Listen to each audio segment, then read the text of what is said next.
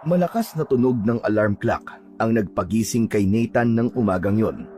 Habang nakadapa ay iginalaw niya ang kanyang kamay para patayin ang nag-iingay na aparato. Napansin din niya na gumalaw ang taong nasa tabi niya. Biglang nawala ang antok niya nang maalala na may kasama pala siya. Binalikan niya sa isip na may babae siyang nakilala sa bar kagabi na ngayon ay katabi at kasama niyang natutulog sa kwarto niya. Sinilip niya ang sarili sa loob ng kumot. Tama nga ang hinala niya na pareho silang walang saplot. Napaupo siya sa kama at tulalang napatingin sa mukha ng babae na nakatagilid na natutulog. Hinintay ni Nathan na magising ang babae at nang magising ito ay agad niyang pinagbihis at pinaalis ng bahay. Hindi naman nagalit ang babae dahil binigyan niya ito ng pera para wala nang mahabang usapan pa. Kasalukuyang nagkakape si Nathan nang makatanggap siya ng tawag mula kay Mang Tikyo, ang caretaker sa bahay ng magulang sa probinsya nila. Nang mamatay ang magulang ni Nathan, ay nagpasya siyang iwan ang nasabing bahay. Para sa kanya ay puro malungkot at mapait na alaala lang ang makikita niya sa bahay, lalo na at nag-iisa lamang siya. Tumira siya sa Maynila para makapagsimula ulit ng bagong buhay. Hindi rin kasi maganda ang naging karanasan niya sa kinalakihang lugar. At kung siya ang tatanungin, ay ayaw na niyang balikan at sariwain pa ang mga hindi magandang nangyari sa kanya. Gusto po, Mang Tikyo. Napatawag po yata kayo. Meron kasi nagpunta dito sa bahay at mukhang interesado na bilhin tong bahay nyo.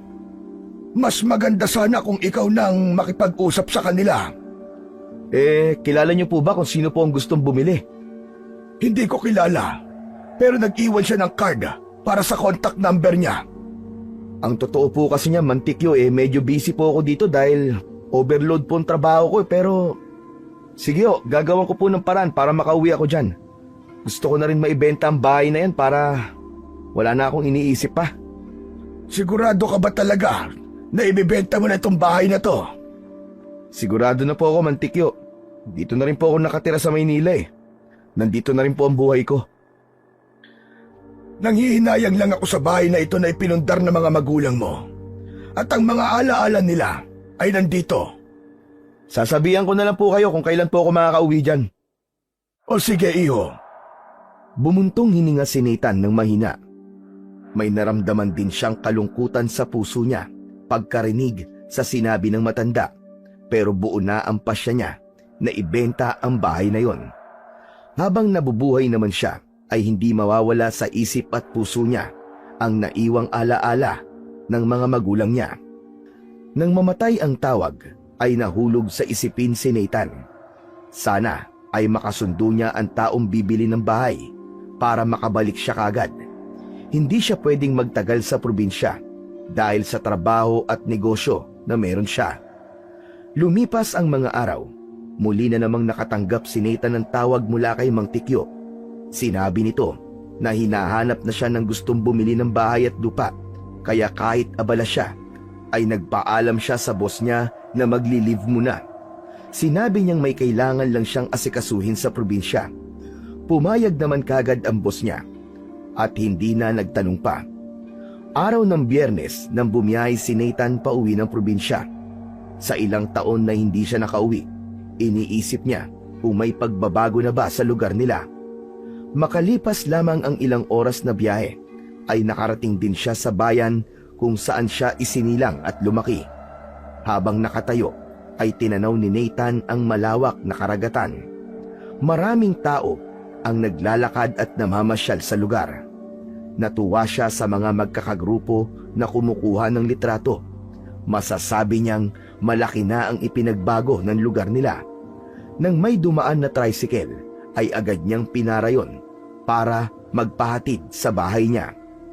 Gusto niya nang mahiga at magpahinga dahil nakakapagod ang naging biyahe niya. Habang umaandar ang tricycle, ay parang bata na nakatanaw sa labas si Nathan. Ang mga dating kubo na bahay ay gawa na ngayon sa bato. Hindi na tatangayin at masisira kapag may bagyo. Napansin din niya na dumami na ang mga bahay. Halos dikit-dikit na ang mga yon. Dalawang palapag na dati ay magkakalayo ang pagitan ng mga kabahayan. Nawili si Nathan sa pagtanaw sa paligid, kaya muntik na siyang lumagpas. Mabuti na lamang ay napansin niya ang abandonadong maliit na simbahan sa kanto nila. Yun kasi ang palatandaan niya para maalala niya kung saan mismo ang bahay nila. Pagbaba niya sa tricycle ay hindi pa siya makapaniwala sa laki ng pagbabago sa lugar na yon. Napakaraming bata ang naglalaro sa labas. Halos hindi na rin niya kilala ang mga taong nakakasalubong. Pagdating sa bahay ay napansin din niya na iba na ang kulay at disenyo ng gate nila. Nagdadalawang isip tuloy si Nathan kung yun nga ba talaga ang bahay nila. Kakatok na sana siya sa gate nang biglang bumukas yun at lumabas si Mang Tikyo. Parehas pang nagkagulatan ang dalawa. Oh, dumating ka na pala, iyo. Akala ko sa linggo ka pa darating. Mabuti na lang at napaaga ang biyahe mo. Hindi kasi ako pwede magtagal dito, Mang Tikyo Sige, pasok ka, iyo, pasok ka. Mabuti na lang at natatandaan mo pa dito sa atin, kahit na marami nang nagbago. Muntik na nga ho akong maligaw Sana tinawagan mo man lang ako para nasundo kita sa terminal. Hindi na ho kailangan. Kaya ko naman po at natatandaan ko naman po kahit papano dito sa atin. Inilibot ni Nathan ang paningin sa kabuuan ng sala. Malinis at wala man lang siyang nakitang agiw. Halatang alaga sa linis ang buong kabahayan. Sinilip din niya ang 3 kwarto sa itaas. Mabango at malilinis din. Nang pumasok siya sa dating kwarto, hindi mapigilan na mapangiti si Nathan. Naroon pa ang lahat ng gamit niya.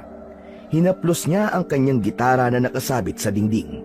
Naalala niya, nung high school pa lang siya, ay lagi niya yung dinadala sa eskwelahan para maharana ang isang kaklaseng nililigawan. Nang maalala niya ang babae, ay nawala ang ngiti niya sa labi. Biglang sumeryoso ang muka niya at nagpasyang mahiga na lang sa kama. Inunan niya ang isang braso habang nakatitig sa kisame. Bigla naman niyang naalala ang namayapang magulang. Nakaramdam siya ng lungkot, kaya tumigilid siya ng higa. Gusto na kaya kayo dyan sa heaven, Mama, Papa? Minsan, dalawin niyo naman sana ako sa panaginip. Miss na miss ko na po kayo. Hindi inaasahan ni Nathan na tutulo ang luha niya. Isa yun sa iniiwasan niyang mangyari, kaya ayaw na niyang bumalik sa probinsya nila. Muli lang niyang naalala ang lahat ng nakalipas. Pinahid niya ang luha at tumayo. Tinanaw niya ang buong paligid sa labas ng bintana. Sumagap na rin siya ng sariwang hangin. Nasa ganong posisyon si Nathan nang kumatok si Mang Tikyo. Iho, naganda na ako ng pagkain. Tara at kumain ka na muna. Sige po, Mang Tikyo. Bababa na po ako. Pagbungad ni Nathan sa kusina, naabutan niyang nagsasalin ng buko juice sa baso ang matanda. Maupo ka na, iyo. Pasensya ka na at ito lang ang naihanda ko. Kung alam ko lang na darating ka ngayon, nakapamalengke man lang sana ako kanina. Huwag niyo na pong isipin yun, Mang Tikyo. Hindi naman po ako maarte sa pagkain Ang totoo, namiss ko tong nilagang saging at kamote. Hindi ko na maalala kung kailan ho ko uling nakakain ito Gusto mo ba ng tinola na native na manok? Ipagkakatay kita ng isa sa mga alaga ko para yun na ang ulam natin sa hapunan. Yan po ang masarap, Mang Tikyo. Isama niyo na po ang dugo para mas masarap. Tapos lagyan niyo po ng papaya. Inilalahok ko naman talaga yun. At teka, maiba ko. Kumusta na nga pala ang buhay mo sa Maynila? Maayos naman po. Iba ang buhay doon kumpara po dito. Mabilis po ang oras doon. Abala kasi ang mga tao sa trabaho nila. Sana'y maging masaya ang bakasyon mo rito kahit ilang araw lang. Mas maganda sana kung magtatagal ka rito para masulit mo naman ang pananatili mo rito bago maibenta ang bahay. Pinakamatagal na po siguro ang 1 linggo dito, Mang Tikyo. Di ako pwede magtagal dito kasi may naiwan po akong trabaho at negosyo sa Maynila O siya, sige. Ibibigay ko sa iyo mamaya ang cellphone number ng balak bumili nitong bahay para makausap mo kaagad siya ng personal. Sige po. Maraming salamat po, Mantikyo. Nang matapos kumain, ay muling bumalik sa kwarto si Nathan. Nahiga siya sa kama at pinagmasdan ang tanawin sa labas ng bintana. Hindi niya isinara ang bintana para pumasok ang malamig at sariwang hangin. Maya-maya pa ay unti-unti nang napapikit si Nathan. Hindi alam ni Nathan kung gaano siya katagal nakatulog. Naalimpungatan lang siya dahil sa lamig na nararamdaman. Kinuha niya ang kumot at ibinalot sa buong katawan niya. Ilang sandali pa ay muli siyang nakatulog. Madilim na sa labas nang magising siya. Hindi pa siya bumangon at hindi rin niya binuksan ang ilaw. Tinignan niya ang cellphone. 7:00 na ng gabi. Tinatamad pa sana siyang bumangon pero naamoy niya ang mabangong niluluto ni Mang Tikyo. Bigla siyang nakaramdam ng gutom. Pagbaba ni Nathan ay dumiretso na kagad siya sa kusina. Naabutan niya ang matanda na nagluluto gamit ang palayok. Sa kahoy din ito nagluluto. Iyo, mabutit gising ka na. Tamang-tama, dahil malapit nang maluto itong tinola. Kaya nga po nagising ako sa bango. Napakasarap po ng tulog ko. Gabi na pala. Baka mahirapan na po ako makatulog nito mamaya. Para makatulog ka kaagad, uminom ka ng tuba. Marami ako dyan sa kusina. Hindi po ba masama ang lasa nun? Masarap yon. Tikman mo para masubukan mo.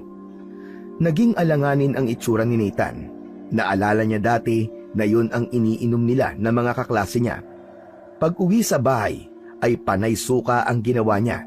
Napagalitan pa nga siya noon ng papa niya dahil umuwi siyang lasing galing sa eskwela. Simula noon ay isinusumpa na niya ang tuba na inumin dahil muntik na siyang madala sa ospital. Natapos na si Mang Tikyo sa pagluluto ng ulam. Agad din itong naghain para makakain na sila. Nang humigop si Nathan ng mainit na sabaw, ay muli na naman niyang naalala ang mga magulang. Iniisip niya na magkakasalo silang kumakain habang nagkwekwentuhan at nagtatawanan. Napansin naman ni Mang Tikyo ang lungkot sa mga mata ng binata. Habang nabubuhay ka, hindi mo talaga makakalimutan ang mga mahal mo sa buhay. Kahit wala na mga ito, huwag mong pigilan ang sarili mo na alalahanin sila. Lalo na ang masasayang alaala na pinagsaluhan nyo nung nabubuhay pa sila. Alam kong masakit sa parte mo yun, pero hindi mo naman maiiwasan kahit pilit mong kalimutan. Ang akala ko po, Mang Tikyo, wala nang sakit. Pero naririto pa pala. Nakatago lang. Hindi naman talaga mawawala ang sakit.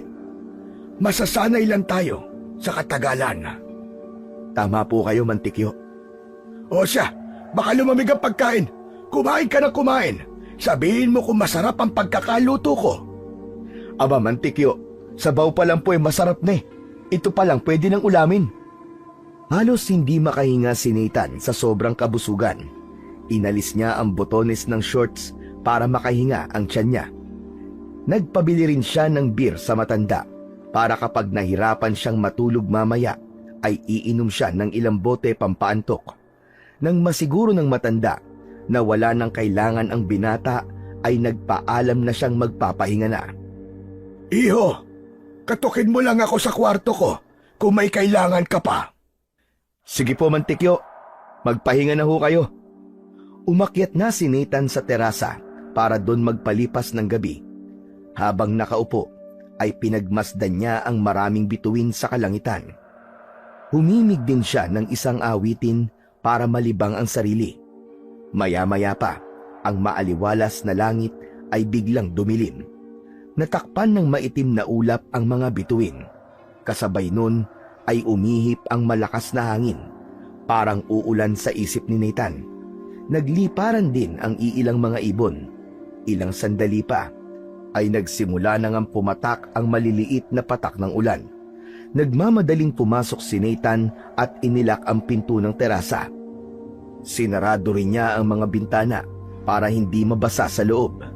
Pagpasok niya sa kwarto, ay nahiga siya sa kama. Naririnig niya ang malalakas na tagiktik ng ulan sa bubong nila. Nang lumamig ang paligid, ay nakatulog din siya kagad. Habang nakapikit, ay pabiling-biling ang mukha ni Nathan. Sa panaginip niya, ay muli siyang dinalaw ng nakaraan. Nakikita niya ang sarili na umiiyak habang nakakulong sa loob ng selda. Nagmamakaawa siya na palabasin ng pulis dahil wala siyang ginawang masama.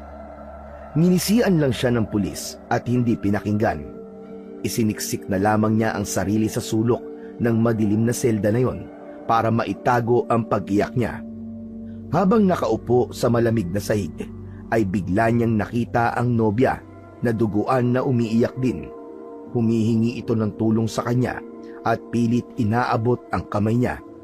Tinitigan lang ni Nathan ang babae at ilang sandali pa ay bigla siyang nagising. Habol ang hininga na naupo sa kama si Nathan. Tagaktak ang pawis niya sa buong muka hanggang leeg at dibdib. Pambihirang yan. Sa tagal. Bakit ngayon lang kita napanaginipan ulit? Inihilamos ni Nathan ang dalawang palad sa mukha niya.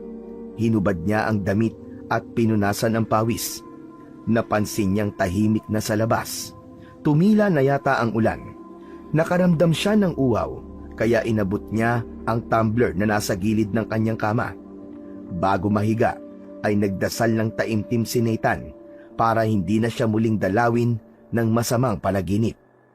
Kinabukasan, maaga pa lang ay nagpunta na si Mang Tikyu sa palengke para bumili ng uulamin nila. Magkakaroon kasi sila ng bisita, yung lalaking balak bumili ng bahay at lupa. Tinawagan na ni Nathan ang lalaki at nagkasundo sila na pag-uusapan ang tungkol sa presyo ng property. Balak ni Nathan na ibenta lang ng mura para mabili kagad. Hindi naman niya hangad ang malaking pera dahil may ipon naman siya. 9:00 ng umaga nang dumating ang bisitang hinihintay ni Nathan. Muntik pa siyang mapipi nang makilala kung sino ang lalaking balak bumili ng bahay at lupa nila. Walang iba kundi ang kaibigan at kaklase niya nung high school na si Philip.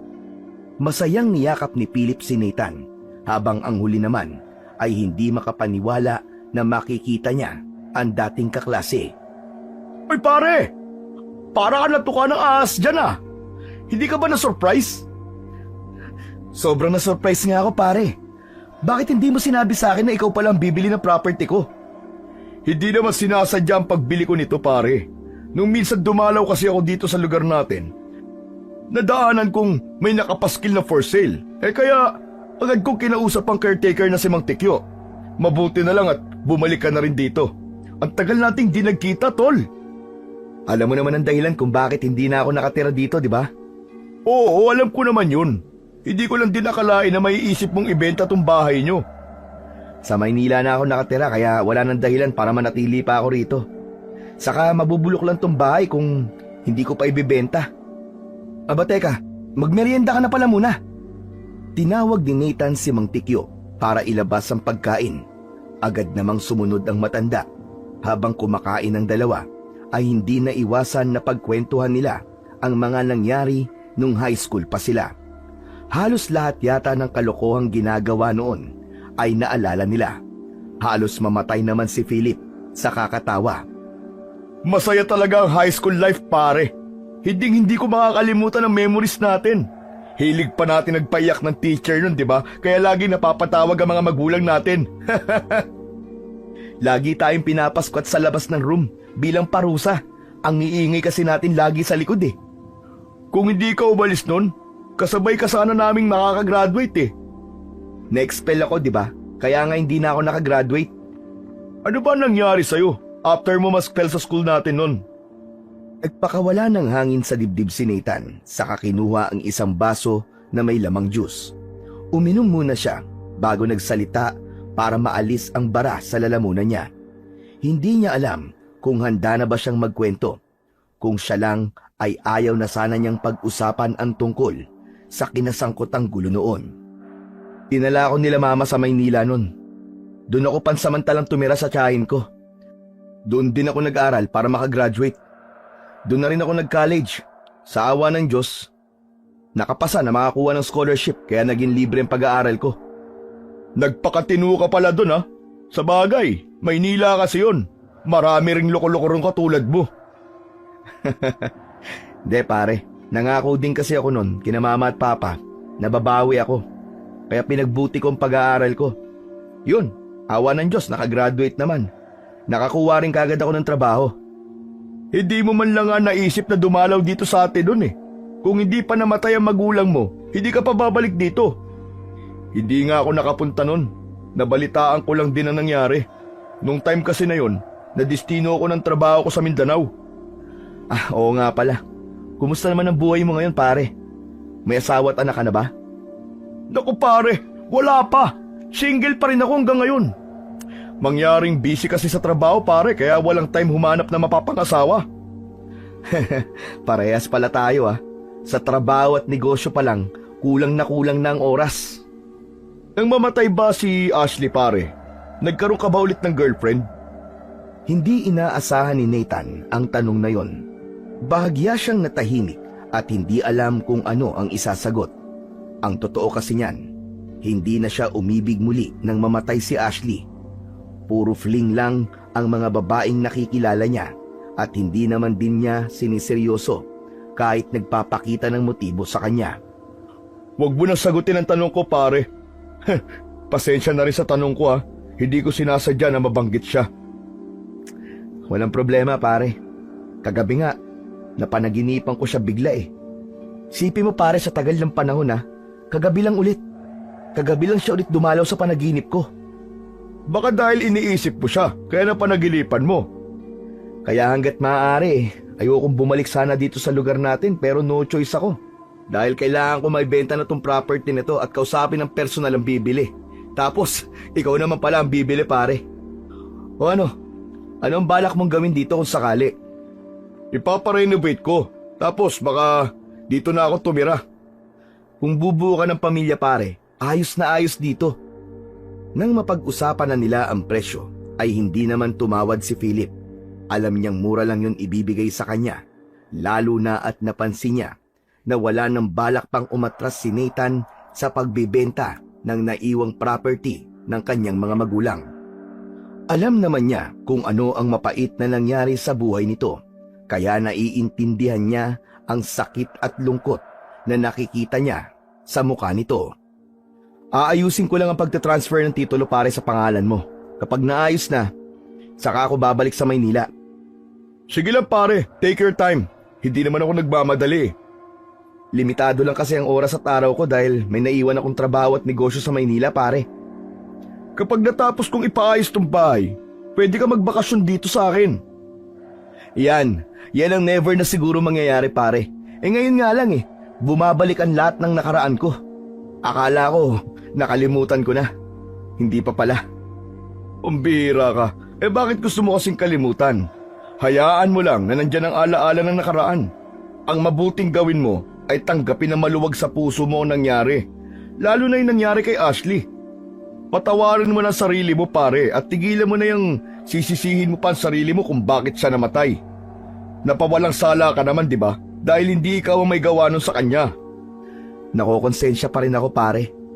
Kung hindi ko siya iniwan ng gabing yun, hindi sana siya mapapahamak. Kung patuloy mo sisisihin ang sarili mo pare, hindi ka talaga makaka-move on. Halos 1.5 dekada na nakalipas, ano ka ba naman? Kalimutan mo na tungkol doon. Hindi na kumibo si Nathan. Titig na titig naman si Philip sa itsura ng kaibigan. Maya-maya pa ay nagpaalam na siyang aalis. O paano pare? Update mo na lang ako tungkol sa titulo ha. Saka kapag kailangan mo ng kausap, tawagan mo lang ako. Handa akong damayan ka anytime. Sige pare, maraming salamat. Nang makaalis si Philip, ay lalo lang nakaramdam ng matinding kalungkutan si Nathan. Sa pagkakaupo, ay hindi maiwasan na unti-unting bumalik sa alaala niya noong nasa high school pa siya. Nasa 4th year na si Nathan sa high school nang magkaroon siya ng lakas ng loob na manligaw kay Ashley.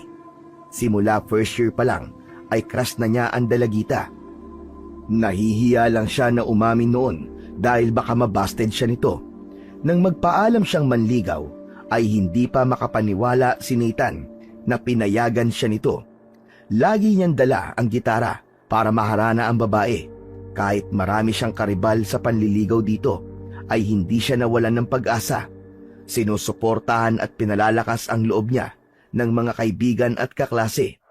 Makalipas ang 2 buwan, ay nakamit ni Nathan ang matamis na oo ni Ashley.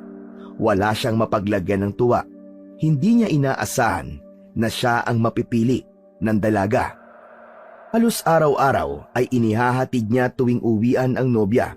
Ipinakilala na rin siya sa mga magulang ni Ashley, pero napansin niya ang pagkadisgusto sa kanya ng mga ito. Lihim pa siyang kinausap ng ama ni Ashley para utusan na layuan ang anak nito.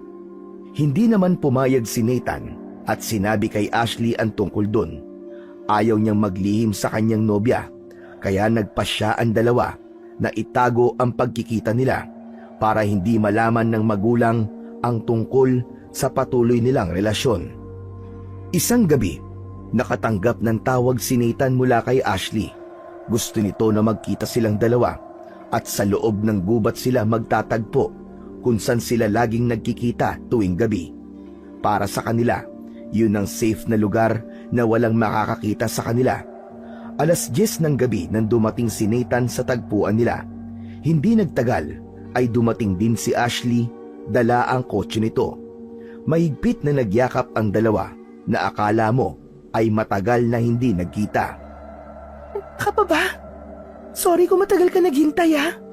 Hinintay ko pa kasi makatulong si mama at papa para makatakas ako. Ayos lang. Halos magkasunuran lang naman tayong dumating eh. Nahirapan din ako makatakas sa bahay. Alam mo, ang hirap ng intindihin ni papa. Hanggang ngayon, tutol pa rin siya sa relasyon nating dalawa. Wala pa raw tayo sa wastong edad para makipagrelasyon. Siguro iniisip lang ng papa mo na baka mapabayaan mong pag-aaral mo. Marami akong pangarap, Nathan. At tutuparin ko yun, gaya ng ipinangako ko sa kanila. Sabay nating tutuparin ang mga pangarap natin, Ashley. Kapag nangyari yun, saka tayo magpapakasal at bubuo ng isang malaki at masayang pamilya. Nakikita mo ba ang sarili mo? Na ako na ang gusto mo makasama sa future? Oo naman.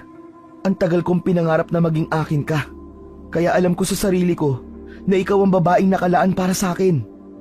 Sa narinig na yon ay namuo ang luha sa mga mata ni Ashley.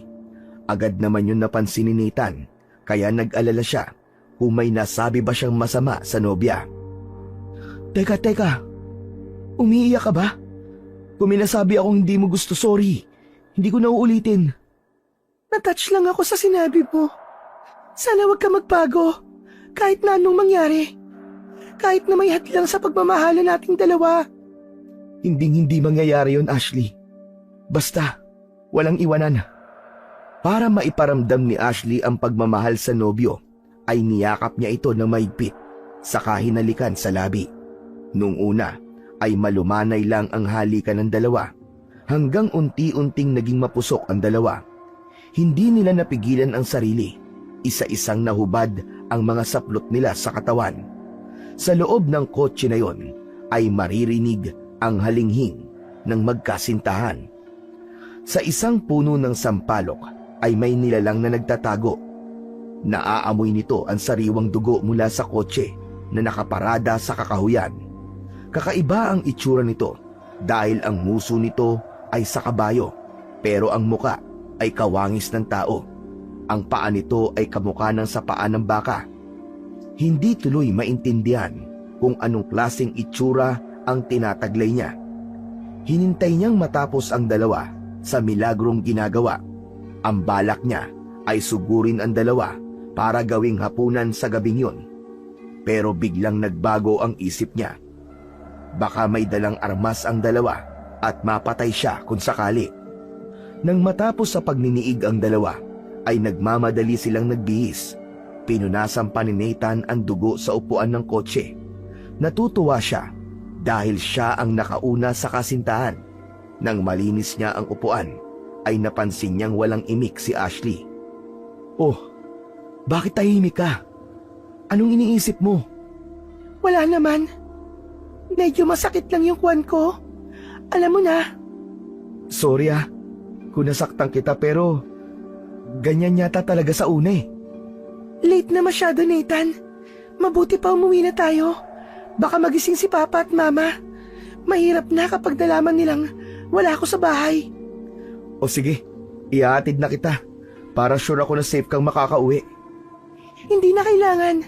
Kaya ko namang umuwi mag-isa. Sigurado ka? O sige, basta mag-iingat ka sa pagdadrive mo ha. I-text mo ako kapag nasa inyo ka na. Ikaw rin. Ingat ka sa pagdadrive ng motor ha. Makita tayo bukas sa school. Nang umalis na si Ashley, ay saka palang sumakay sa motor niya si Nathan. Magkaiba ang way ng bahay nila, kaya siguro ayaw pumayag ng dalagita na magpahatid sa kanya. Habang binabaybay ni Ashley ang kalsada pauwi sa kanila, ay narinig niyang may bumagsak sa bubong ng kotse niya.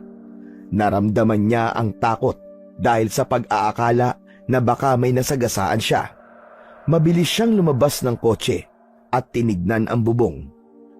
Ganun na lamang ang takot niya nang makita ang isang kakaibang nilalang na nakadapa sa bubong ng sasakyan niya. Sumigaw ng malakas si Ashley saka kumaripas ng takbo. Mula sa bubong ay tumalon ang nilalang saka hinabol ang dalaga. Halos madapa si Ashley sa bilis ng takbo niya. Kinapa niya ang cellphone sa bulsa para sana tawagan si Nathan, pero wala roon ang cellphone niya. Nawalan siya ng pag-asa na makaligtas sa umahabol sa kanya. Nakakita siya ng isang kumpol ng halaman at doon niya naisipang magtago. Nakita pa niya na dumaan sa harap niya ang nilalang na humahabol sa kanya. Halos sumabog ang puso ni Ashley ng mga sandaling yon. Nang makita niyang nakalayo na ang halimaw, ay dahan-dahan siyang umalis sa pinagtataguan. Babalik siya sa kotse para makauwi siya sa kanila. Kahit nahahapo, ay pinilit pa rin ni Ashley na tumakbo. Tanaw na niya ang kotse. Kaunti na lang sana ay makakapasok na siya sa loob, pero biglang may dumamba sa kanya mula sa likuran. Bumagsak siya sa lupa. Pinilit niyang makawala sa pagkakadagan ng halimaw sa kanya. Naririnig niya ang nakakatakot na ungol nito. Ilang sandali pa ay itinihaya siya ng nilalang at sinimulang punitin ang kanyang damit. Pinilit pigilan ni Ashley ang halimaw na gustong gumawa ng kahalayan sa kanya, pero lubhang malakas ito kaya wala siyang nagawa nang ibaba nito ang shorts niya. Tinakpan ng halimaw ang bibig niya para hindi siya makasigaw. Halos mawalan siya ng ulirat nang maramdaman ang bawat lakas ng ulos nito sa pagkababae niya. Hindi pa nakontento ang halimaw, tinalikod siya nito at sa likuran naman siya pinuntirya. Halos mamatay siya sa sobrang sakit na nararamdaman. Nang matapos ang halimaw ay hindi halos makagalaw si Ashley. Hindi niya kayang tumayo o kumilos man lang. Nawalan din ng lakas ang mga paa at binti niya. Akala ni Ashley ay tapos na ang halimaw sa kanya, pero bigla siya nitong kinalmot at kinagat siya sa leeg. Umagos ang malapot at masaganang dugo mula roon. Panay ang kisay ni Ashley hanggang sa mawalan siya ng buhay. Nang makontento ang halimaw sa kapangasang ginawa, ay nilisan niya ang bangkay ng dalaga. Kinabukasan, papasok na sana si Nathan sa eskwelahan, pero nagtaka siya kung bakit may mga pulis na naghahanap sa kanya. Ayon dito ay iniimbitahan siya sa presinto dahil siya ang itinuturong pumatay kay Ashley. Gulat naman si Nathan sa natanggap na balita dahil alam niya sa sarili na wala siyang kasalanan, kaya pinaunlakan niya ang mga ito na sumama sa presinto. Pagpasok pa lang niya sa police station ay sinalubong na siya ng suntok ng ama ni Ashley. Tigmak ito sa lupa, pati ang nanay nito. Mabilis naman umawat ang tatay ni Nathan. Ganon din ang mga pulis na naroon.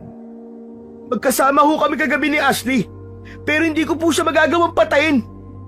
Nauna po siyang umuwi sa akin, kaya paano kung magagawa yun sa kanya, sobrang mahal na mahal ko po ang anak niyo. Muling nagwala sa galit ang ama ni Ashley. Galit na galit siyang sumisigaw at panay ang mura kay Nathan. Nang malaman ni Nathan ang karumal-dumal na sinapit ni Ashley, ay hindi niya napigilang suntukin ang lamesa. Sinisisi niya ang sarili kung bakit ganun ang sinapit ng babae. Ayaw sana niyang tingnan ang mga litrato na kuha ng mga pulis kung saan natagpuan si Ashley na walang buhay. Kahit puno ng luha ang mga mata, ay binuklat niya ang puting folder. Tumambad sa kanya ang walang saplot nitong katawan. Malalalim ang mga uka nito sa likod na akala mo ay ginamitan ng matalas na bagay. Marami ng dugo ang nawala dito at isa yun sa dahilan ng kamatayan nito. Nalaman din niya na ginahasa ang dalaga. Sobra ang galit na nararamdaman niya para sa taong gumawa nun sa nobya.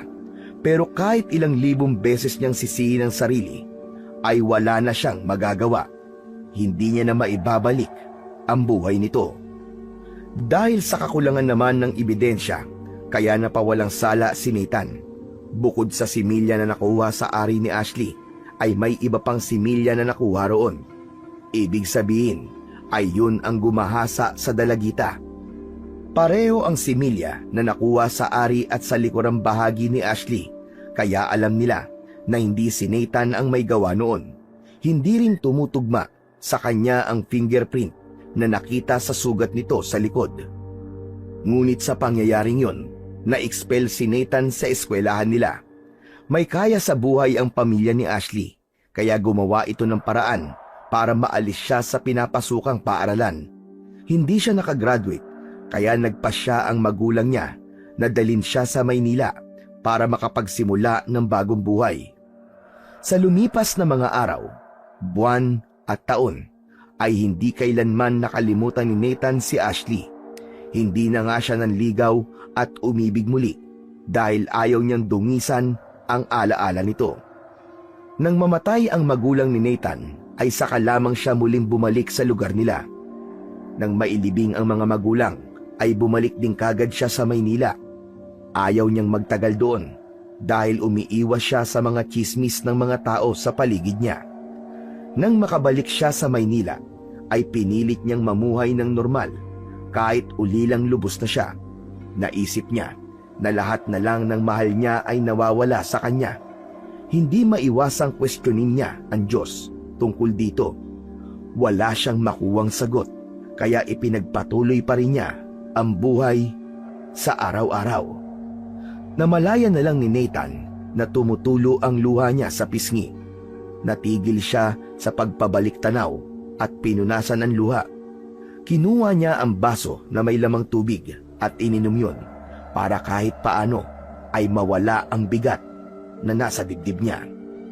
Kinabukasan ay agad na inasikaso ni Nathan ang paglilipat ng pangalan ng titulo ng bahay at lupa. Maraming proseso ang kailangan, kaya tingin niya ay matatagalan siya sa pananatili roon. Tumawag na siya sa boss niya na mag-e-extend pa siya ng leave. Umayag naman ito at hindi na nagtanong pa. Palabas na siya ng munisipyo nang makasalubong niya si Andrew, ang nakababatang kapatid ni Ashley. Nagulat din ito nang makita siya, kaya inimbitahan siya nito sa isang cafe na malapit sa munisipyo. Kumusta ka na pala, kuya? Anong balita sa'yo? Eto, ayos naman. Sa Maynila na ako nag-i-stay. Nandito lang ako kasi nabenta na ang property ng parents ko. O ikaw, musta ka na rin? Kumusta mga magulang mo? Si mama, 2 taon nang patay. Si Papa Jason naman bedridden na dahil na-aksidente last year. Lungkot ako marinig yan, Andrew. Okay na rin siguro nangyari kay Papa, kesa naman lagi siyang umuuwing lasing. Halos gabi-gabi umiinom siya para makalimutan niya ang pagkawala ni Mama. Ikaw ba nag-aalaga sa papa mo? Kumuha ako ng caregiver na mag-aalaga sa kanya, kuya. Nagtatrabaho din kasi ako Mabuti naman kung ganun. Siya nga pala, kuya. Nadalaw mo na ba si ate sa puntod niya? Ang tagal kitang hindi nakita dito sa lugar natin. Di ko siya nadadalaw.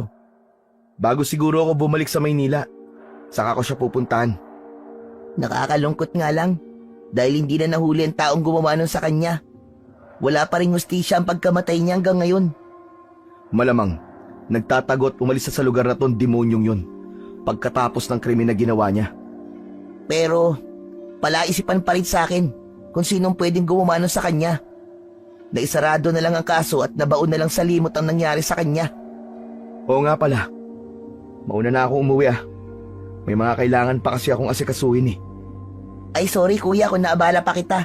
Pero maraming salamat sa pagpapaunlak na magkausap tayo kahit saglit lang. Hayaan mo. Kapag natapos ang lahat ng ginagawa ko, aayain kitang lumabas para makapag-banding naman tayo bago ako umuwi ng Maynila. Asahan ko yan, kuya. Alam mo naman ang bahay namin, di ba? Anytime. Pwede ka naman pumunta dun eh. Nagpaalam na si Nathan at umuwi na. Ang totoo ay nag-iba na naman ang pakiramdam niya nang mapag-usapan nila si Ashley. Ayaw niya lang ipahalata sa kausap na nalulungkot siya. Pagpasok niya sa bahay ay sinalubong siya ni Mang Tikyo. Kumusta ba ang lakad mo, iho? Maayos naman po, Mang Tikyo. Mahaba lang po ang pila sa munisipyo. Marami pa pong prosesong gagawin bago mailipat ang pangalan ni Philip sa titulo. Mukhang mag-e-extend pa po ako dito. Ganyan talaga. Hindi pa rin ako nakakahanap ng pwede kong upahan. Isa yan sa iniisip ko kapag nabenta na tong bahay. Huwag ho kayo mag-alala, Mang Tikyo. Tutulungan ko po kayong magpatayo kahit maliit lang po na kwarto. Nako, totoo ba yan, iho? Nakakahiya naman. Pero hindi ako tatanggi. Maganda pa rin yung may sarili akong tutuluyan. Sa tagal ho na naging serbisyo niyo sa akin, hindi ko naman po kayo pababayaan. Ngayon pa lang nagpapasalamat na ako sa'yo, iho. Wala hong anuman yun, Mang Tikyo. Teka, baka nagugutom ka. Kung gusto mong kumain, may niluto ko sopas dyan. Yun, sakto ho. Dahil medyo nagugutom na nga po ako. Sandali lamang at iinitin ko para mainit ang sabaw kapag hinigop mo. Sige po, Mang Tikyo, tawagin niyo na lang po ako sa kwarto. Magpapahinga lang po muna ako saglit. Pagpasok ni Nathan sa kwarto niya, ay hinubad niya ang rubber shoes saka nahiga sa kama. Habang nakatitig siya sa kisame, ay muli na naman niyang naisip si Ashley. Simula nang bumalik siya sa baryo nila, ay hindi na nawaglit sa isipan niya ang dating nobya. Sa kabilang dako, sakay ng kotse ay ipinagtatanong ni Philip sa mga nakikitang tao na naglalakad kung saan nakatira si Aling Criselda. Kahit sino ang tanungin niya, ay hindi alam kung saan na ito nakatira. Nakakaramdam na ng inis si Philip dahil pakiramdam niya ay tinataguan siya ng matanda. Maayos naman ang usapan nila na magkikita sa araw na yon, pero hindi tumupad sa usapan ang matanda, kaya ngayon ay nagpasya siyang hanapin ito. Wisit kang matanda ka. Kapag nahanap talaga kita, malalagot ka sa akin. Nang mapagod sa pagtatanong at paghahanap, ay naisipan niyang lisanin na ang lugar. Wala naman siyang mapapala, kesa masira ang araw niya, ay pupuntahan na lang niya si Nathan. Malakas na katok ang nagpagising sa natutulog na si Nathan. Kinatok siya ni Mang Tikyo para sabihin na meron siyang bisita. Pupungas-pungas na tumayo si Nathan. Bumaba siya at naabutan niya si Philip na nakaupo sa sofa. Inutusan niya si Mang Tikyo na ipaghanda sila ng sopas na niluto nito. Naramdaman ni Philip na palapit sa kanya si Nathan. Nilingon niya ito at matamis ng initian. O pare, pasensya ka na kung naistorbo kita. Wala kasi akong magawa kaya naisipan kong pasyalan ka. Walang kaso pare, kagagaling ko lang din sa munisipyo. Hintayin mo lang ang papel ng titulo at medyo marami pang kailangan asikasuhin eh. Take your time pare, hindi naman ako nagmamadali. Ako lang talaga nagmamadali pare. Natigil sila saglit sa pag-uusap nang dumating si Mang Tikyo. May dala itong 2 mangkok na may lamang sopas at isang pitsil na may malamig na tubig. Nagpasalamat ang dalawa sa matanda, saka nagsimulang kumain. Siya nga pala pare, kanina nakita at nakakwentuhan ko si Andrew, yung kapatid ni Ashley. Oh, kumusta naman ang batang yon? Okay naman. Namatay na rin pala ang mama niya tapos bedridden na pala ang papa niya. Karma na rin siguro yun sa kanya pare. Ang dami niyang masamang ginawa sa'yo dati, di ba? Nako pare, nakalimutan ko na ang tungkol doon. Huwag mong kalimutan pare, na siya ang dahilan kung bakit napatalsik ka sa school noon. Wala lang kaming magawa dahil ang lakas ng kapit niya sa principal eh. Hindi ako na-expel ng time na yon pare. Baka kusa rin akong aalis sa school para makalimutan na nangyari. Kung alam mo lang ang hirap na pinagdadaanan ko nun. Para makamove on ako. Halos gabi-gabi pare. Binabangungot ako ng nangyari kay Ashley. Pero alam mo sa sarili mo na wala kang kasalanan sa nangyari sa kanya. Hanggang ngayon pare, iniisip ko. Kung nagpumilit akong ihatid siya pauwi, baka hindi nangyari yun sa kanya. Baka hanggang ngayon ay buhay pa siya at magkasama pa rin kami. Baka nga may mga anak na kami. Ang tanong pare, hanggang kailan mo ikukulong ang sarili mo sa nakaraan at alaala ni Ashley? Matagal na siyang wala at dapat matanggap mo sa sarili mo na hindi na siya kailanman babalik. Sa sinabing yun ni Philip ay nawalan ng kibo si Nathan.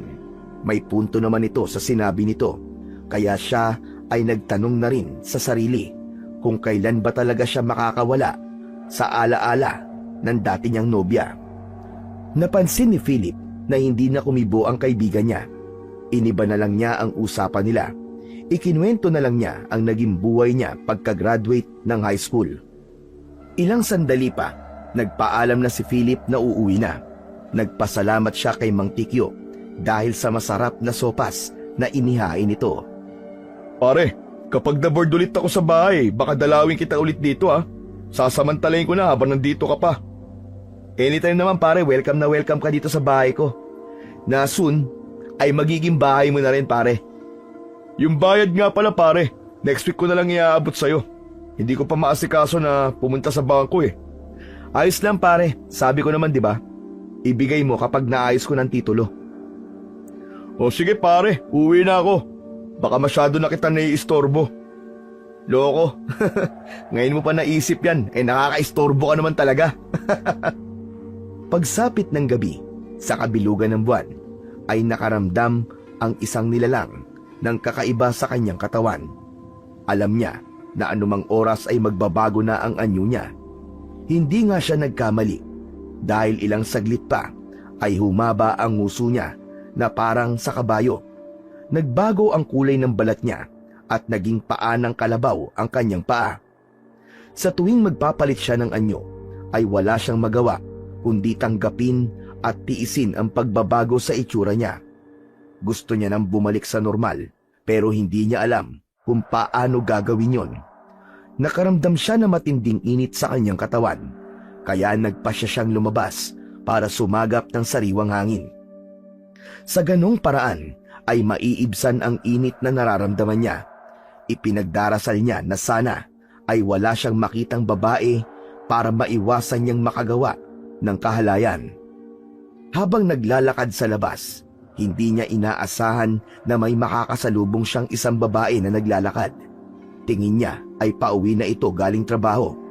Nagtago siya sa madilim na parte para hindi siya makita nito. Pero habang tinititigan niya ang babae, ay lalo siyang nakakaramdam ng init sa buo niyang katawan. Hindi siya nakatiis at walang pagdadalawang isip na dinamba ang babae mula sa likuran nito. Gulat na gulat naman ang babae. Sisigaw pa sana yon, pero mabilis na natakpan ng halimaw ang bibig niya. Nang tamaan ng liwanag ng buwan ang muka ng halimaw, ay lalong nanlaki ang mga mata ng babae sa hilakbot at takot. Nagpumiglas siya para makawala sa pagkakahawak nito, pero bigo siya dahil malakas ang halimaw. Umibabaw ito sa kanya at sinimulang punitin ang saplot niya. Buwan ang tanging naging saksi sa kahalayan na ginawa ng halimaw sa babae. Aalis na sana ang halimaw pero bigla siyang nakaramdam ng uhaw, kaya binalikan niya ang babae at nakadapa pa rin sa gilid ng kalsada. Walang sabi-sabi na kinagat niya ito sa gilid ng leeg at parang batang sanggol na sabik na sinipsip ang dugo mula roon. Panay naman ang kisay ng babae hanggang sa mawalan ito ng buhay. Nang matauhan ang halimaw sa ginawa niya, ay nagmamadali siyang umalis sa lugar na yon. Sana lang ay walang nakakita sa kanya. Eksaktong pagdating niya sa bahay, ay unti-unting bumalik sa dati ang kanyang anyo. Naging tao na siya ulit. Dumiretso siya sa banyo para maligo at mawala ang bakas ng dugong dumikit at kumapit sa kanya. Kinabukasan, isang masamang balita ang nasagap ng mga tao sa buong baryo. Habang nagkakape si Mang Tikyo, ay nakakwentuhan niya ang isang kakilalang matanda rin. Ayon sa matanda, ay parang hindi tao ang gumawa nun sa biktima. Ginahasa raw ang babae saka may nakitang malalalim na kagat sa gilid ng leeg nito. Bukod doon ay wala nang ibang nakitang sugat sa katawan ang pinatay na babae. Pagkagising ni Nathan ay ibinalita agad ni Mang Tikyu sa kanya ang tungkol sa natagpuang bangkay ng isang babae. Nang i-describe sa kanya ng matanda ang ginawa sa babae, ay naisip niya na kagaya rin yun ng nangyari kay Ashley. Mang Tikyo, may mga kalmot ba sa likod o ibang parte ng katawan yung babaeng pinatay? Wala naman daw. Teka, bakit mo na itanong, iho? Ganyan din po nangyari kay Ashley nun. Yung girlfriend ko po nung high school, yung minsang naikwento ko po sa inyo. Tahimik ang lugar na ito, at ngayon lang may nangyaring ganyan dito, iho. Hindi kaya nagbalik ang taong yun dito sa lugar natin? Kung ano man ang dahilan ng pagbabalik niya, mas mabuting umalis na siya ulit.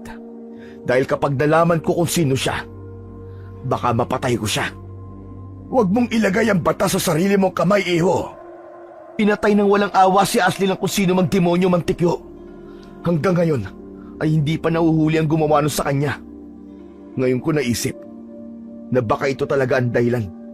Kaya nagbalik ako rito para magkaroon ng hustisya ang pagkamatay ni Ashley. Siguro nga isa yan sa dahilan, iho, kung bakit ka narito ngayon. Pero isipin mo rin ang sarili mo. Kung gagawa ka ng bagay na ikasisira mo, aba, paano na magandang buhay na binuo mo sa loob ng ilang taon? Paano rin ang kinabukasan mo kung makukulong ka? Sa narinig na pangaral sa kanya ng matanda, ay nawalan siya ng imik. Unti-unti niyang ikinalma ang kanyang sarili. Napansin ni Mang Tikyo ang bumalot na lungkot sa mga mata ng binata. Nilapitan niya ito at tinapik sa balikat. Kapag kailangan mo ng kausap, iho, huwag kang mahihiya na tawagin ako, ha. Mas magandang mailabas mo lahat ng sakit na nariyan sa dibdib mo. Kapag hindi mo kaya, iiyak mo lang para kahit paano mabawasan ang bigat na dinadala mo. Pagkasabi nun ni Mang Tikyo, ay umalis na kagad ito. Naiwang nag-iisa si Nathan. Napaupo na lang siya sa sopa habang tinatanaw ang matanda na nagtitimpla ng kape. Isang umaga, habang sakay ng kotse si Philip, ay muli siyang bumalik sa lugar kung saan alam niyang nakatira si Aling Criselda. Kailangan niyang mahanap ito para makausap. Sinubukan lang niyang bumalik sa lugar dahil baka matsyempuan niya na naglalakad ang matanda roon. Kasalukuyan namang naroon si Nathan sa lugar. Kakatapos lang niya makipag-usap sa dating kaklase. Hindi sinasadya na nagkita sila, kaya inaya siya nito sa bahay para doon magkumustahan at magkwentuhan. Patawid na sana si Nathan nang mapansin niya si Philip na may kausap na nagtitinda ng gulay. Balak na sana niyang lapitan si Philip, pero mabilis itong sumakay sa kotse. Nagmamadali rin siyang sumakay sa kotse niya. May nag-uutos kasi sa kanya na sundan niya ito. Nagtataka lang siya sa kakaibang ikinikilos ito. Base kasi sa ekspresyon ng mukha nito, ay tila seryoso ito at parang may galit na mababakas doon. Sa pagsunod niya sa kaibigan, ay nagtaka pa siya kung bakit parang sa liblib na lugar ang pupuntahan nito. Hindi siya nagpahalata na sumusunod siya rito. Na-curious lang siya kung saan ito pupunta. Ilang sandali pa ay huminto ang sasakyan ni Philip sa labas ng maliit na kubo. Kahit nasa malayo, ay tanaw ni Nathan ang kaibigan. Nakita niya na may matandang babae na lumabas sa kubo at pinapasok si Philip sa loob ng bahay. Sino kaya ang matandang yun? Alam ko, matagal nang patay ang lola niya. Samantala, sa loob ng kubo ay galit na kinumpronta ni Philip si Aling Criselda. Mabuti na lamang ay sinuwerte siya sa napagtanungan kanina dahil alam ng tindera kung saan ito nakatira ngayon. Ang tagal kitang hinanap. Tinatakasan mo ba ako, ha? Marami lang din ako ginagawa, kaya nagiging makakalimot din na rin ako. Ano ba sadya mo at hinahanap mo ako? Nakalimutan mo na ba yung pinapagawa ko sa'yo? Ano ba ang pinapagawa mo? Sabihin mo na para matapos na tayo. Mamaya ay may gagawin pa akong orasyon. Ang sabi mo, Kaya mong alisin ang sumpa sa katawan ko, pues gawin mo na ngayon. Gusto ko na maging normal. Kung alam mo lang kung gaano kahirap ang maging aswang. Dahil sa kapangitan ng ugali mo, kaya nangyari sa'yo yan. Hindi ka naman isusumpa kung hindi ka gumawa ng masama sa kapwa mo. Tandaan mo na lahat ng kasamaang ginagawa mo ay may karma at balik yan sa'yo. Hindi man ngayon, pero darating ang tamang panahon para dyan. Napakaraming pa sinasabi, Tanda. Hindi ko kailangan ng pangaral mo. Tutulungan mo ba ako o tatapusin ko ang buhay mo ngayon? Walang nagawa si Aling Criselda kundi sumunod sa utos ni Philip. Alam niya na handa itong patayin siya kapag tumanggi siya sa gusto nito.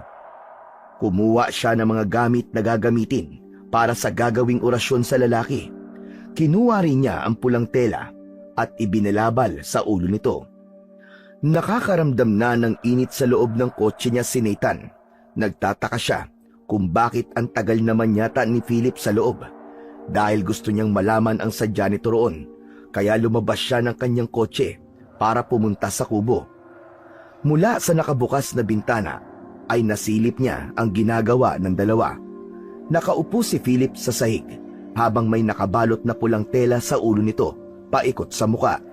Ang matandang babae naman ay nakaluhod din sa sahig habang may ibinubulong na hindi niya maintindihan na lengguwahe. Habang nanonood si Nathan ay nakaramdam siya ng kilabot. Nanindig ang mga balahibo niya at parang lumalaki ang ulo niya. Nag-antanda siya at mahinang bumulong ng dasal. Naramdaman naman ni Aling Criselda na may ibang tao sa paligid, kaya iminulat niya ang mga mata at tumigil sa orasyon na ginagawa. Inilibot niya ang mga mata at nakita niya ang nakasilip na lalaki sa bintana. Yun pala ang naririnig niya na kumukontra sa orasyong binibigkas. Dahan-dahang tumayo si Aling Criselda. Hinawakan niya ang 2x2 na kahoy na nasa likod ng pinto. Walang ingay na lumabas siya ng kubo at biglang hinataw sa likod ang nagdarasal pa rin na si Nathan. Napaigik ito ng mahina at walang malay na bumagsak sa lupa. Mabilis namang tinawag ng matanda si Philip para tulungan siyang ipasok sa loob ang lalaki. Itinali nila ang mga kamay nito para hindi makatakas. Kilala mo ba ang tao yan? Oo, kaibigan ko siya. Hindi ko akalain na sinundan pala niya ako rito. Muntik pa niyang malaman ang sekreto ko. Kung nagkataon, baka tapusan ko na. Pati ba sa kaibigan mong yan ay may atraso ka? Talaga palang wala kang pinipiling gawa na masama. Tumahimik ka, dahil wala kang alam. Hindi ko ginusto yun. Kasalanan yun ang halimaw na nakatira dito sa loob ng katawan ko. Kapag hindi mo na ialis yan dito, baka ikaw ang isunod ko. Pasalamat ka nga, dahil tinutulungan pa kita. Babayaran kita sa pagtulong na gagawin mo, kaya umpisa na natin ulit, bago pa magising yung lalaking yan. Muli nang bumalik sa dating pwesto ang dalawa. Maya-maya ay bumigkas uli ng orasyon si Aling Criselda. Hindi siya sigurado kung maiaalis nga niya ang sumpa sa katawan ni Philip. Masyadong malakas ang mangkukulam na nagbigay ng sumpa sa lalaki. Habang nakaupo sa sahig, ay biglang bumalik sa alaala ni Philip kung paano siyang nagbabago ng anyo tuwing sasapit ang kabilugan ng buwan. Nasa huling taon na siya noon ng high school.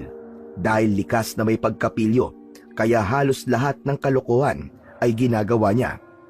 Isang hapon yun, pagkalabas nila sa paaralan, ay nagkayayaan silang uminom ng mga kaklase sa gubat. May nadaanan silang batis, kaya naisipan nilang maligo at doon na rin mag-inuman. Halos pagabi na nang magkayayaan silang umuwi na. Habang naglalakad pa uwi, ay may nadaanan silang isang maliit na kubo. Umiral ang pagkapilyo ni Philip ng oras na yon, kaya binato niya ng bato ang kubo. Tinamaan ang matanda na nakaupo sa may bintana. Dumugo ang noo nito at galit na sumilip sa bintana. Nang makita nila Philip ang matanda, ay nagpulasan sila ng takbo. Sumisigaw naman ang matanda na isusumpa niya kung sino man ang nanakit sa kanya. Habang tumatakbo palayo, ay walang tigil sa pagtawa si Philip. Nakauwi na siya ng bahay At nang maalala ang sinabi ng matanda, ay tumawa lang siya. Iniisip niya na kalokohan lamang ang sinabi nito. Lumipas ang 1 linggo. Malalim na ang gabi at kasalukuyan ng mahimbing na natutulog si Philip. Nagising siya dahil nakaramdam siya ng sobrang init sa katawan. Inisip niya na lakasan ang aircon pero biglang gumalaw ang bibig niya. Humaba yun at naging nguso ng kabayo. Tinubuan din siya ng mga balahibo sa dibdib at nagbago ang itsura ng paa niya. Sobrang natakot siya sa sarili nung nakita niya ang kabuuan ng itsura niya. Iniyakan niya ang naging pagbabago sa pag-aakala na hindi na siya babalik sa dating anyo. Nung una ay natatakot siyang lumabas sa tuwing mangyayari yun sa kanya, hanggang sa nakaramdam siya ng kakaibang init sa pribadong katawan, kaya lumalabas siya para sumagap ng malamig na hangin. Hindi niya sana gustong gasain at patayin noon si Ashley, pero matimbang ang tawag ng kalamnan sa kanya, kaya nagawa niya ang kalapastanganang yon. Simula nang makapatay siya, ay pumipick up na lang siya ng babaeng bayaran para hindi niya na ulit maramdaman ang kakaibang init na yon sa ari niya. Ayaw na rin niyang makapatay dahil inuusig na siya ng kanyang konsensya. Ngayon na lang ulit ang ginawa niyang pangahalay at pagpatay mula nang bumalik siya sa baryo nila. Dalangin na lang ni Philip na maalis na ang sumpa sa kanya para makapamuhay na siya ng normal. Ayaw niyang habang buhay na nagpapalit siya ng anyo bilang isang aswang o halimaw. Isa rin yan sa dahilan kung bakit hindi siya makapagsimulang bumuo ng pamilya. Tiyak na kapag nalaman ng mga tao ang tungkol sa sekreto niya, ay baka patayin siya ng mga ito. Kahit sino naman ay matatakot sa itsura niya kapag nakita siya sa ganong anyo. Naalimpungatan si Nathan. Hindi siya agad nakakilos dahil nararamdaman niyang masakit ang likod niya. Idagdag pa na namamanhid ang mga kamay niya. Nang subukan niyang igalaw ang mga yon, ay sa kanya napagtanto na nakagapos ang dalawa niyang mga kamay. Iminulat niya ang mga mata at nakita ang dalawa na magkaharap. Hindi pa rin niya maintindihan kung para saan ang ginagawang yun ng matanda kay Philip. Pinanonood niya ang ginagawa ng matanda. Maya-maya pa ay inilagay nito ang isang palad sa noo ni Philip, habang bumibigkas pa rin ng hindi maintindihan na lingwahe. Hindi nagtagal ay natapos din ang orasyon. Yun ang hinihintay ni Nathan. Pakawalan niyo ako rito! Bakit niyo ba ako tinali? Philip! Tulungan mo ako! Nagkatinginan sina Philip at Aling Criselda. Tumango si Philip, kaya naman inalis ng matanda ang tali ni Nathan sa kamay. Ginagawa mo rito, pare! At para sa inyo ginagawa niyo? Masama kasi ang pakiramdam ko, pare. Kaya nagpagamot ako. Ikaw, bakit mo naman ako sinundan dito? Wala. Gusto ko lang malaman kung saan ka pupunta. Tapos ka naman magpagamot. Tara na, umuwi na tayo. O sige, mauna ka na lumabas. Kakausapin ko lang saglit si Aling Criselda. Lumabas na si Nathan at sumakay sa kotse niya. Naghintay na lamang siya roon habang hinihintay ang kaibigan. Ginalaw-galaw niya ang likod at balikat para mawala ang sakit na nararamdaman. May inabot si Aling Criselda kay Philip. Nung una ay ayaw yun inumin ng lalaki dahil kakaiba ang amoy. Inisip niya na baka may lason yun. Kailangan mong inumin yan. Balitaan mo na lang ako kapag nawala na ang sumpa sa'yo. Kapag hindi mo na alis ang sumpa sa akin, papatayin kita dahil palpak ang ginawa mo. Alam mo, dapat nga yung matandang mangkukulam ang hanapin mo para siya ang bumawi ng ibinigay na sumpa sa'yo. Bakit ba ako ginugulo mo? Gustuin ko man, pero namatay na raw ang matandang yun. Binalikan ni Philip ang matanda sa loob ng gubat kung saan alam niyang nakatira ito, pero may nakapagsabi na matagal nang namatay ang matandang nakatira doon. Hindi alam ni Philip kung ano ang mararamdaman ng mga oras na yon. Nawalan siya ng pag-asa. Mabuti na lang at may nakapagsabi na may manggagamot at mangkukulam rin na pwedeng makatulong sa kanya. Yun ay walang iba kundi si Aling Criselda. Ilang beses tumanggi ang matanda na gamutin siya. Sinindak lang niya ito, kaya kalaunan ay pumayag din na gamutin siya. Ayon dito ay matagal na nitong itinigil ang kanyang panggagamot. Muntik nang maibuga ni Philip ang iniinom. Hindi niya maintindihan ang lasa nun, bukod sa sobrang pait pa. Huwag mong iluwa o isusuka yan. Tiisin mo lang ang lasa. Para sa'yo rin naman yan. Ano bang klaseng inumin yan? Huwag ka lang maraming tanong pa. Sige na. Lumabas ka na't hinihintay ka na ng kaibigan mo. Oh, heto ang bayad ko. Iniabot ni Philip ang ilang lilibuhin sa matanda. Tinanggap naman yon ni Aling Criselda. Nang lumabas si Philip, ay sumakay na siya sa kotse. Magkasunuran ang dalawa na nilisan ang lugar na yon. Habang nasa biyahe, ay dumidilim na ang paligid. Parang uulan pa dahil umiihip ng malakas ang hangin. Ilang sandali pa, ay unti-unting lumabas ang bilog na buwan sa kalangitan. Titig na titig si Philip sa buwan at halos hindi mapakali sa pagmamaneho. Maya-maya pa ay nakaramdam siya ng init sa kanyang katawan. Naihinto niya ang sasakyan sa gilid ng daan. Napansin naman ito ni Nathan na huminto si Philip, kaya huminto na rin siya. Naisip niya na baka nasiraan ito ng kotse. Lumabas si Nathan ng kotse at lumapit sa kotse ni Philip.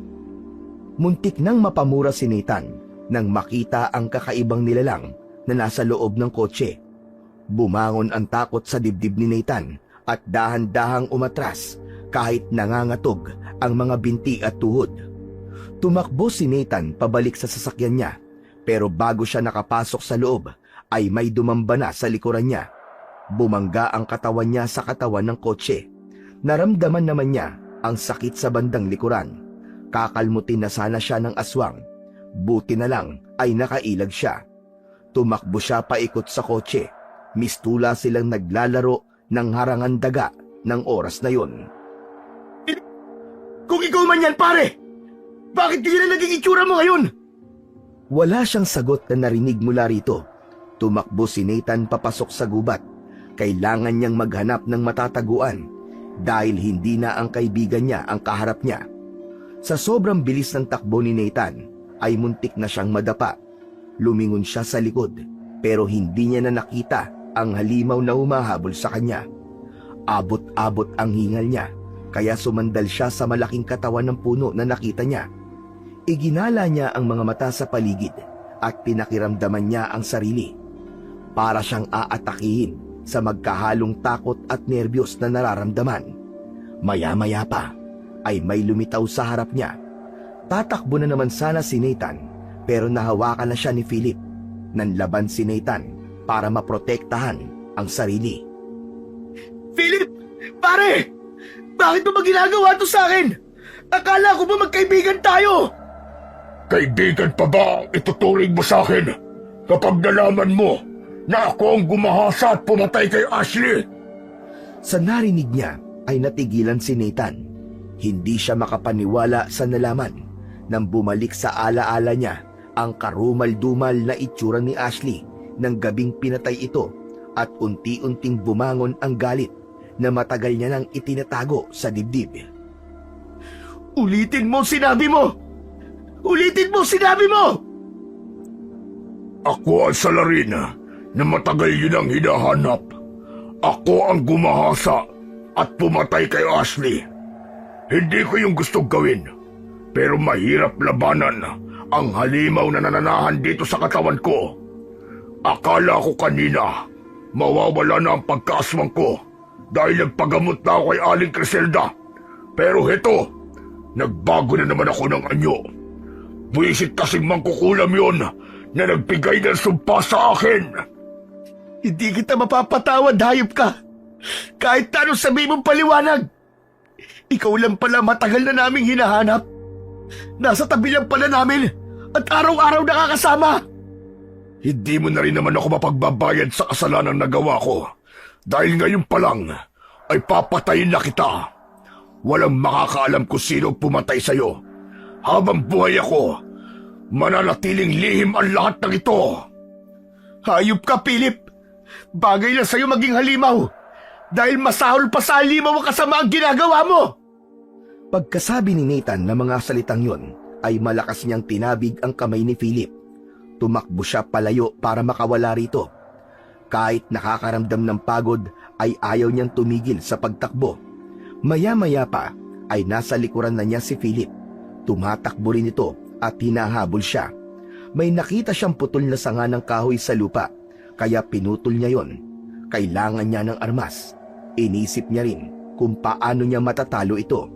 Kapag hindi siya lumaban, ay tiyak na siya ang papatay nito. Biglang nadapa si Nathan. Naramdaman kasi niya ang matulis na kuko na gumuhit sa likod niya. Sobrang hapdi nun, kaya naman halos hindi siya makatayo sa sobrang sakit. Kahit tumakbo ka ng tumakbo, hindi ka makakatakas sa akin. Dito ka na mamamatay sa gubat na to.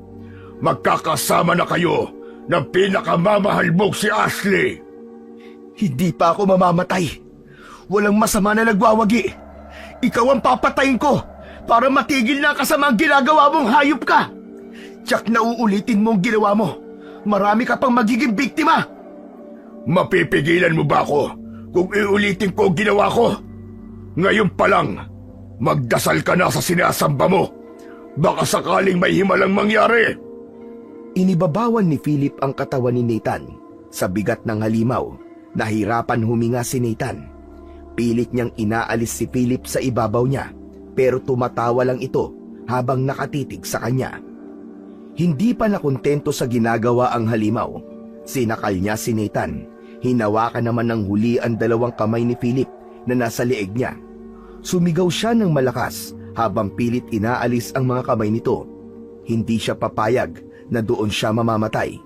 Nangako siya noon na kahit buhay pa niya ang maging kapalit, basta mabigyan lang niya ng hustisya ang pagkamatay ni Ashley.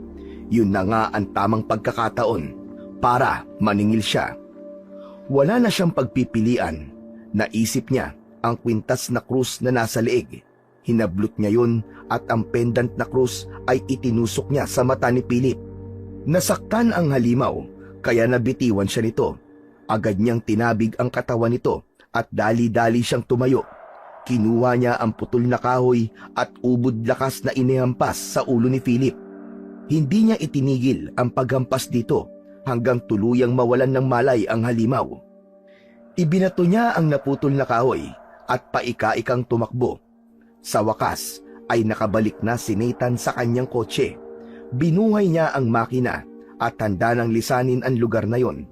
Paaandarin na sana niya ang kotse nang biglang lumitaw sa harap niya ang halimaw na si Philip. Buhay pa pala ito. Sa determinasyon na mapatay ang lalaki, ay pinaandar niya ang kotse at sinagasaan ito. Mula sa rearview mirror ay nakita niyang nakahandusay sa kalsada ang halimaw na si Philip. Muli siyang umatras at sinagasaan ito. Ilang beses niyang inulit-ulit yon para masiguro na patay na talaga ito. Nang hindi na ito gumagalaw sa kalsada, ay pinasibat na kagad ni Nathan palayo ang kanyang kotse.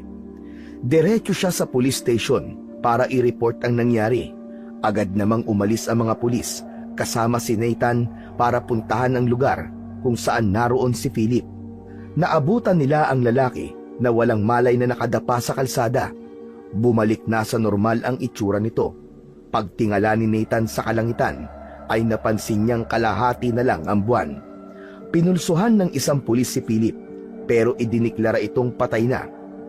Inilagay na ang bangkay ni Philip sa loob ng black body bag at saka isinakay sa patrol para dalhin sa morgue.